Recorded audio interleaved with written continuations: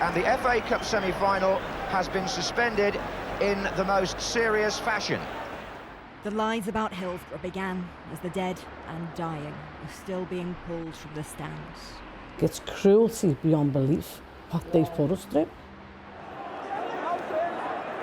False claims blaming the fans set the narrative for decades to come, when the real reasons for 97 unlawful deaths were dangerous decisions and fundamental failings by police. And the failings carried on in the aftermath, when a report out today on the actions of police says there were sustained and deliberate attempts to deflect blame. The fact is, these people have continued to cover up and protect from the very, very beginning. What they have done to us is beyond cruel. It's absolutely disgraceful. There is no cover-up. All we want is an in-depth inquiry. That's all I want. Which will no cover-up, said the Chief Constable, Peter Wright. The IOPC conclusion says he blamed fans and took a consistently defensive approach. He's among 12 former officers named today from South Yorkshire and also West Midlands, who would have faced gross misconduct proceedings if still serving. But the laws and regs from the time prevent that after retirement. And so criminal investigations lasting 13 years, costing 150 million, end with no police convicted or disciplined. It really makes you very, very angry when you think of all of those 97 who died unlawfully killed, and yet not one person's being held to account. At a press conference today, Hillsborough families who've been at the forefront of the Hillsborough Law campaign, creating a legal duty of candour to stop blame shifts and cover-ups. At times, the frustration visceral at the lack of accountability and also at the very unapologetic comments today from South Yorkshire Police Federation, calling the IOPC report not fair or balanced and claiming ex-officers now ageing or dead haven't had due process. When earlier on you saw that statement put out by South Yorkshire Police Fed, what your gut reaction was? The disrespect that they have for us, that the South Yorkshire Police Federation have for us, is deplorable, and it's uncalled for and unwarranted. I think it's very nice when they turn around and say, you know, some of them now, the officers are old, and some have died. I was so angry, and I thought, my son only got to 18. They also criticised and called for this former top police officer to lose his knighthood. Sir Norman Bettison has always denied doing anything wrong when he was a South Yorkshire officer at the time of Hillsborough. And in 2018, criminal charges against him were dropped. But he's one of the 12 identified for potential gross misconduct, as well as the police match commander at Hillsborough on the day of the FA Cup semi-final, David Duckenfield, who told the lie, blaming Liverpool fans for forcing down a gate when he'd given the order for it to be opened. I think it is wholly unsatisfactory that we are here some 36 years later still looking for answers about what happened on that day and in the aftermath. The families deserve so much more than that. I think it's a real cautionary tale about what happens when organisations prioritise defending their reputations over giving full and frank accounts, admitting their mistakes and working to put those right. They've all just colluded together and covered up, and they don't know the true impact of what it's done to families, survivors and fans. I mean, 37 years and we're still fighting them now.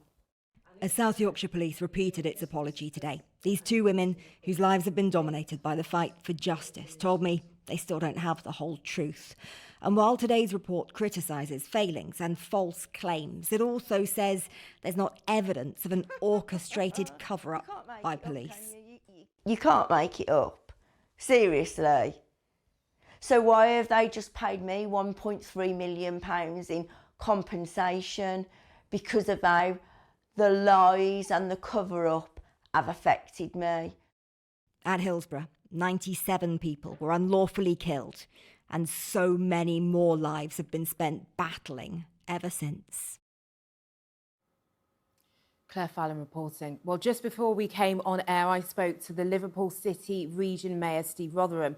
I asked him for his reaction to today's IOPC report.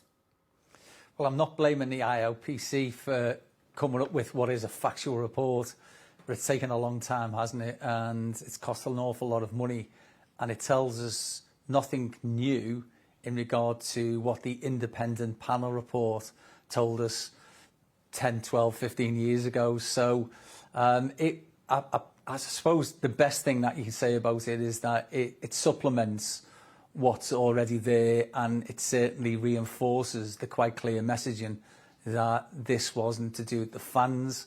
The fans are being vindicated, and this was all about policing and the ground that held the semi-final of the FA Cup.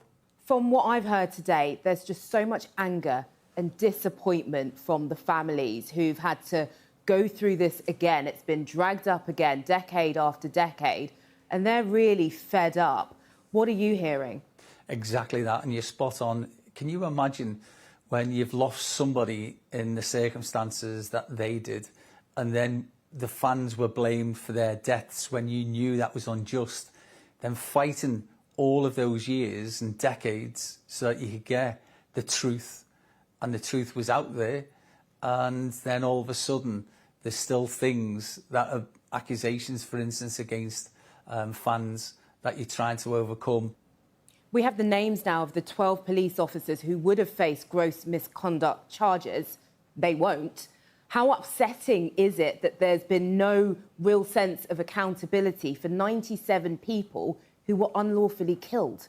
Yeah, 97 British citizens killed unlawfully on British soil, and nobody has been held responsible for their deaths. And the police who have been identified clearly as being part of the cover-up. There are calls, though, for another sense of justice almost. You would have probably seen there were calls for Norman Bettison to be stripped of his knighthood. Ian Burns said he is unworthy to retain it, and in order to preserve the integrity of the honours system, it should be stripped. Do you join those calls? Well, if the family is asking for it, yes, he should be stripped of the knighthood. But not only that, some of the families have said it needs to go further, and those people who retired on gold-plated pensions should have them withdrawn too. What strikes me is that Hillsborough families have fought so hard. They've been a blueprint for other families going through awful times. I'm thinking Grenfell, contaminated blood, post office scandal, Windrush. Do we have a fundamental problem in this country where we have loads of expensive inquiries, no one is held accountable, and nothing is done? We have a problem with senior civil servants, police, those people who are paid to oversee our safety, that they aren't compelled from day one to tell the truth in an inquiry.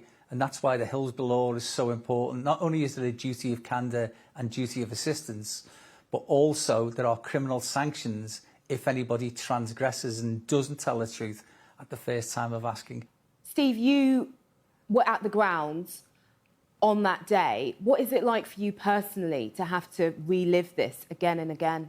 It's nothing in comparison to all of those fantastic campaigners and the survivors and the campaigners over years and years and years. It pales into insignificance to what the likes of the families of the 97 have gone through. Steve Rotherham, thank you very much for your time this evening. Thank you.